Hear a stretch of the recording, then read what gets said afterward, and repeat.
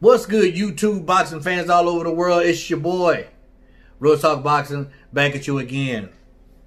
All right, we have a very, very intriguing matchup. A potential for fight of the year, should it go down, which it should. And this is a fight between Gervonta Tank Davis and Leo Santa Cruz. Both these fighters are very, very ferocious. They both have completely different styles, but I believe their style matchup makes for a 50-50 fight. Let's start with Tank Davis. Young, in his prime, and he's actually still learning, and that's scary. Very fast, very explosive, can knock you out with either hand, moves around the ring very, very well, just very athletic, very athletic. Love the fight against him and Gamboa, even though Gamboa is long in the tooth and, pretty much on his way out. Nevertheless, it was a great fight. Now, Adrian Broner actually brought Gervonta Davis onto the scene, and then later on, Adrian gave Tank to Floyd Mayweather. Floyd Mayweather is shaping and molding him into the champion that he is today, 130-pound champion that he is today. Now, is he still champion? I'm not sure. Somebody help me out. Comment below. Don't call me a fool. Don't call me stupid for not knowing. Because some of y'all disrespect like that. But I'm not sure. I'm just telling the truth. Is he still a 130-pound champion? He does have some kinks. Some habits that aren't good. That Leo Santa Cruz does not have. Tank Davis likes to party. We all know that. Tank Davis likes to grab women by the scruff and escort them out of a building.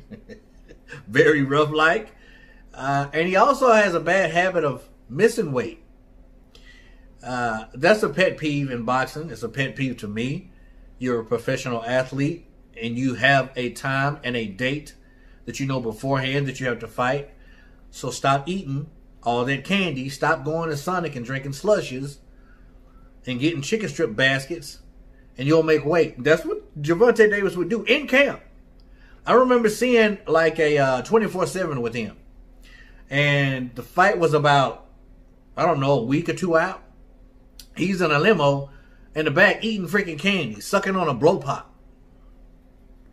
You got to be disciplined. You have to be disciplined. And honestly, small things like that can really put a kink in your armor. It really can. It can put a soft spot and a weak spot in your armor. Believe it or not. Other than that, Tank's he's a good fighter. He's a really, really good fighter. He leaves himself open sometimes, and he's very, very dangerous early. Very dangerous early.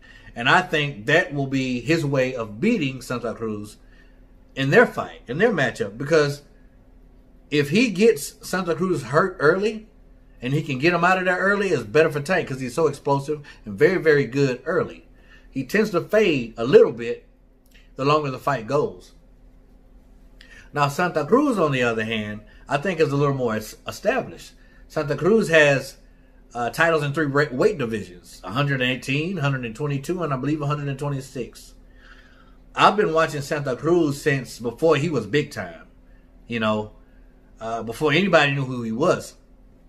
Now, Santa Cruz is a very mild-mannered guy. He's a family man. He's always smiling. He never talks trash. He blinks a whole lot when he talks. But I like the kid. I like him a lot. Santa Cruz is known for his feverish pace that a lot of fighters can't keep up. They can't keep up with his pace. They can't keep up with his punch output. They can't keep up with his aggression, excuse me. And it makes it hard for him to beat. Now, early in his career, he just relied on being offensive minded, man. Throwing a million punches a fight. And that carried him a long, long way. But somewhere down the line, when he started getting a little older, he started thinking in the ring. He started actually using his reach and his height. He's about 5'7.5". That's tall for the lower weight class that he fights in. But I remember when he fought Abner Morez. When he beat Abner Morez, I knew he was the truth. And in the beginning of the fight, him and Abner were going at it, toe to toe. And Santa Cruz was standing on the inside with the shorter Abner Morez, who was just as fast and just as ferocious in his punch output. And so what happened in the second half of the fight? Santa Cruz started to adjust, which isn't something that you ever seen him do in his lighter and earlier career. Adjust. He would just keep going in with his head down and punching. But he started thinking in the ring. And this lets you know that there's levels to boxing. I think in that fight against Abner Morez, he started to understand, okay, there's levels to this. Now I need to switch up. He started using his reach. He started detonating. Boom! Straight right cross. Just detonate them. Boom! Every single time. Well, that's my left. I'm a southpaw, y'all. Anyway. And he started pinpointing and hitting Abner Morez with the sharper, more telling blows. Therefore, he won the fight. Okay? 126-pound champion. He won the fight. Now he faces a guy named Frampton. Now, Frampton is no joke. And just like Abner Morez, he's very, very short. And Frampton and Santa Cruz's first bout, Frampton won. Frampton adjusted. It was rock'em sock'em robots. And then Frampton started counterpunching, timing Santa Cruz. And he landed the more sharper, telling blows. And he lost that fight. His first defeat was against Frampton. So what did he do? Now, usually when you see fighters come back and you see the same thing, there's no improvement. They didn't go back to the drawing board. They didn't work on anything. But when Santa Cruz came back against Frampton in their second fight, what did he do? He started counterpunching the counterpuncher. He started thinking in the ring. And again, he used his reach and his height as an advantage, and he got his belt back. I like Santa Cruz. I like Santa Cruz in this fight. Now, let me tell you something. Should Santa Cruz be able to withstand the early storm of Tank Davis, he'll win the fight. If the fight goes to distance, Leo Santa Cruz will win the fight. Tank Davis has to get Santa Cruz out early because Santa Cruz doesn't fade throughout the fight. He gets stronger. You know he's got a gas tank for days. He never gets tired. And he makes weight, Tank, which is something that you need to learn how to do. Don't come in there overweight no more, bro. Please. But should Santa Cruz lose, I believe it will be early. And if Tank Davis lose, it will be because he was taken into the later rounds. And I believe Santa Cruz is getting better as he gets older. He's learning how to think in a ring.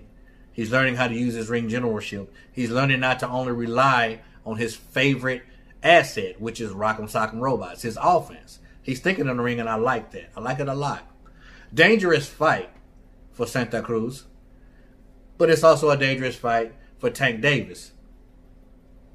So, I said in the beginning of the video, 50-50, but I'm going to give a slight edge to Santa Cruz because I think Santa Cruz is more established. I really do. Now, I can't guarantee you, but I believe in my heart Santa Cruz will touch that canvas when he fights Gervonta Tank Davis, and it'll be early. And should he weather that storm, he'll probably have to walk through hell for the first 4 or 5 rounds, but should he weather that storm, he can beat Tank. But I can pretty much guarantee you Santa Cruz will be on his butt sometime in that fight because Tank is explosive. But I believe Santa Cruz has what it takes to beat Tank Davis should he get him into the deep waters. That's my opinion on this fight. It's going to be a good one, but I want to know yours. Comment down below. Let me know. Do you agree? Does Santa Cruz have a slight edge or do you not?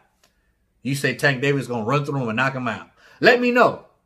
As always, respect all. Fear none. God bless. I respect y'all and I love y'all. Thank you so much for the support.